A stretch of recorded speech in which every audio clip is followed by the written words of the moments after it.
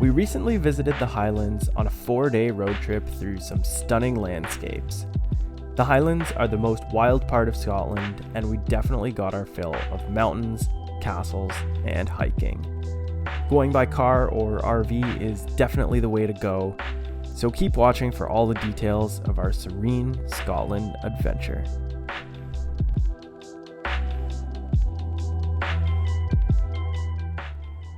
We jumped into our rental car straight after stepping off our overnight flight and got right into things. Our hotel for the night was about 2 hours northwest of Edinburgh, but due to the tight schedule and some jet lag, it was mostly a driving day. It was really cool to see how fast the scenery changed, from the city to small rural towns and then into deserted grassy mountains. Our hotel for the night is located up in Fort William, which, along with Glencoe, is known for having some of the highest mountains in the UK. This quick pit stop was at the spot where Hagrid's hut was filmed at in the Harry Potter movies. Potter fans will also want to check out the Glenfinnan Viaduct, which is nearby, and that's the railway bridge that the Hogwarts Express drives over in the movies. For us, this short walk was also just a great way to stretch our legs and try to stay awake after a long day of transit and some baggage headaches.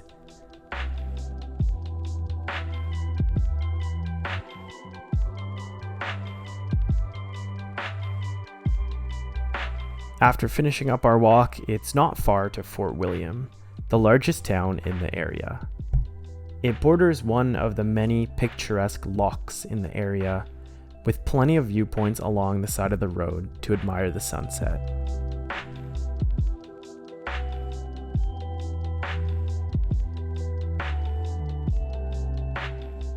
It's been a long day. We're here at Fort William, enjoying the sunset, the golden hour, and we can't wait to go to sleep and to eat our dinner. So one last quick viewpoint, and then we're going straight to the hotel.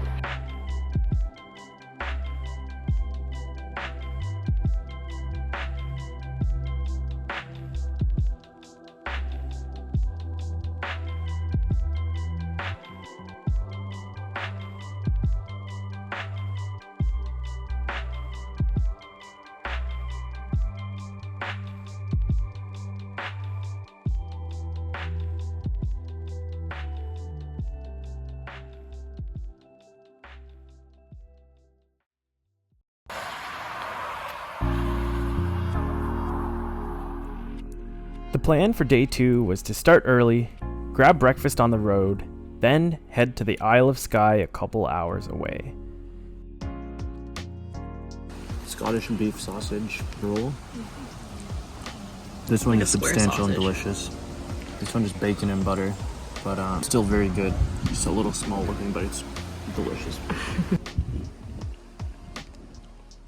Let me share quickly my thoughts on driving in Scotland from a North American's perspective. In terms of driving on the left side of the road, I didn't find it very difficult to get used to, especially outside of the city on smaller roads. The biggest adjustment for me was probably more the higher speed limits and the narrow roads. If you're a less confident driver, I would recommend renting a hatchback or a smaller car, but I was honestly pretty comfortable after only a day or 2 of driving. Plus, although the drivers are fast here, they are courteous and probably better than the drivers at home. So we were driving from Fort William until Isle of Skye, and it was from our hotel 2 hours 45, and we're about 45 minutes down the road. The landscape changed, and we have like these hilly areas with clumps of trees. There's these long lochs cutting through the valleys. It just got really beautiful all of a sudden, and this lookout is really spectacular.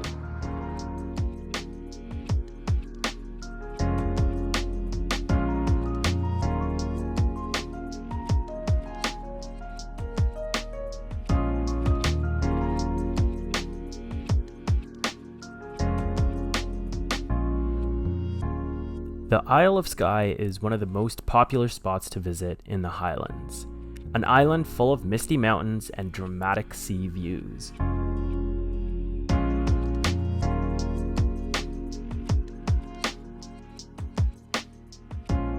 So we just recently got onto the Isle of Skye. We drove through Broadford. We're 25 minutes away from Ploughton, and we are loving the change of scenery with the ocean on the side.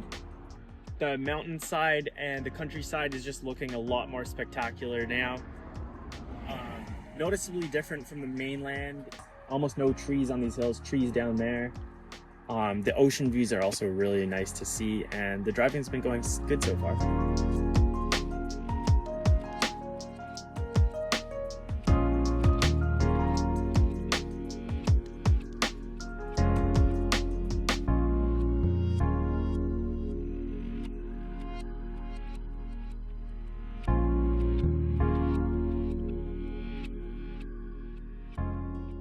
I heard Scotland strawberries are really good, so I'm really excited to try these because I do love a good strawberry, but I'll wash them first and report back. Our main stop of the day was at the Old Man of Storr, a famous mountain walk with some breathtaking views.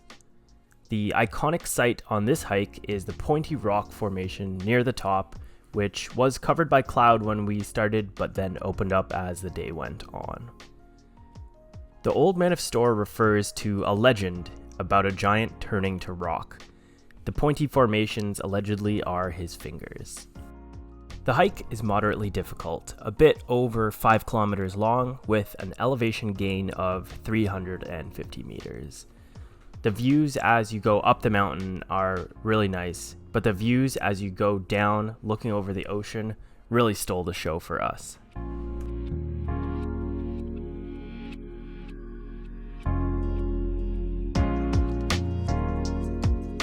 We didn't make it to the top of the hike, but we did get to this viewpoint, which we were happy enough with, especially given the low clouds.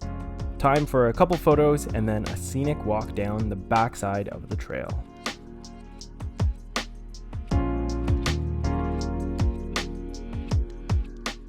So I'm not sure what exactly this is, but I'm pretty sure we're walking through the site of a landslide, which looks to have gone down the hill here and flattened all these trees which are around us. It almost looks like they got chopped down. So beyond the site of seeing the mountain itself, there's this interesting valley type thing here as well.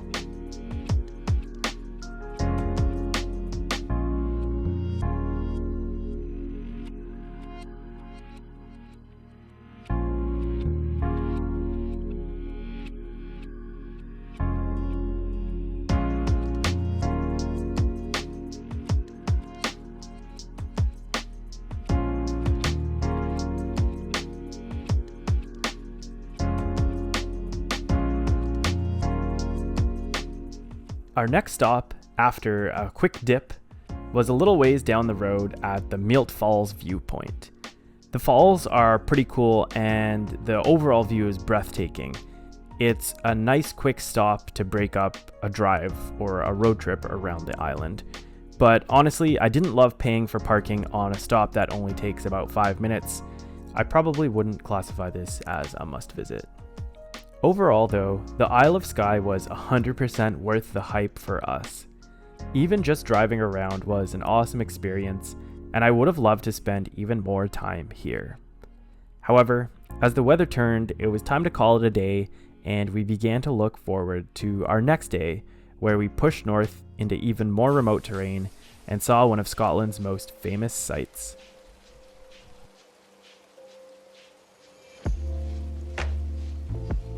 Welcome to Eilean Castle. If you picture in your mind what a Scottish castle should look like, it would probably look a bit like this. The imposing grey face, high walls and iconic bridge, the mountains and loch in the background, all looked so perfect in this moody morning mist. Eilean has featured in tons of movies, is super famous, and has a really interesting history, having been rebuilt about 4 times since the original fortification was built in the 1200s. We didn't get tickets inside the castle, but we got a couple viewpoints of the building from the outside across the water. What a way to start our day.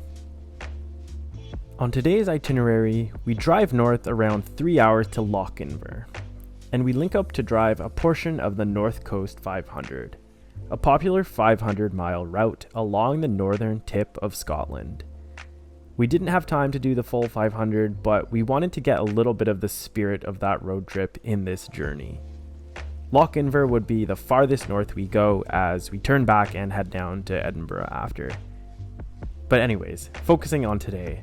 For now, we crossed some stunning valleys on some pretty nice roads, and afterwards did have to do a bit of some tough slogging through some single lane roads, where the average speed was a lot lower. We didn't really plan this route in a super detailed way, but the drive was doable with some breaks along the way. One unplanned stop we had was here at Corrieshalloch Gorge. When we pulled in, we learned that there was a visitor center and a 60-meter gorge. We had to check it out after a lunch break, of course. The walking trail that gets you to the gorge is super easy and well maintained, plus has some informative posters along the way. If you're scared of heights, the suspension bridge will frighten and amaze you. No.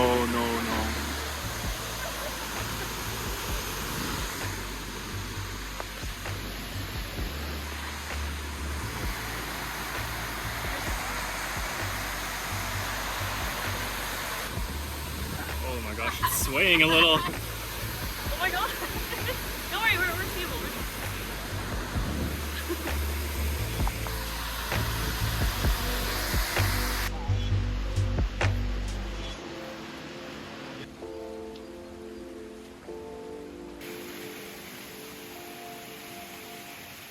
Right, so we're driving now. Day 3. Day 3. We've been going for about an hour.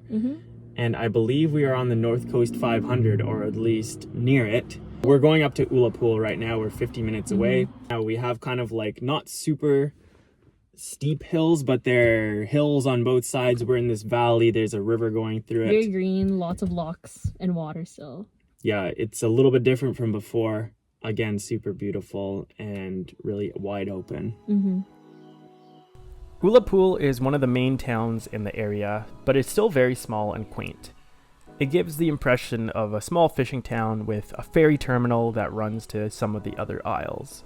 For us, it was a great stop along our journey and a little stop for some shopping, but it could also be a base if you want to stay at one of the hotels here and explore the area.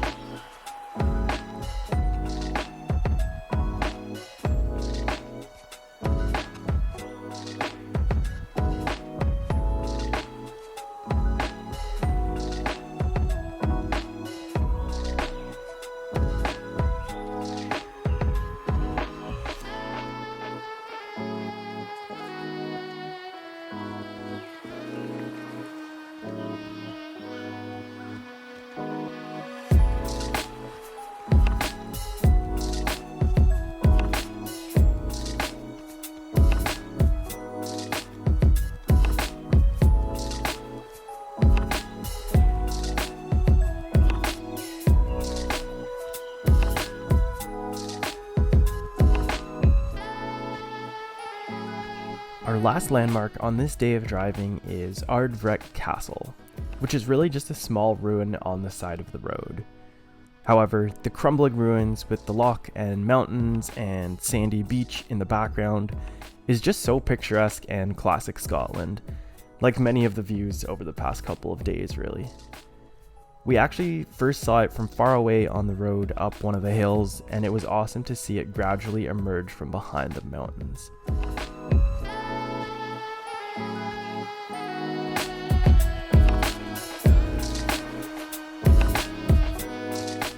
Anyways, we've now reached our home base for the next couple of days near Lochinver. Follow along for part 2, where we continue exploring Scotland's wild Northwest Highlands.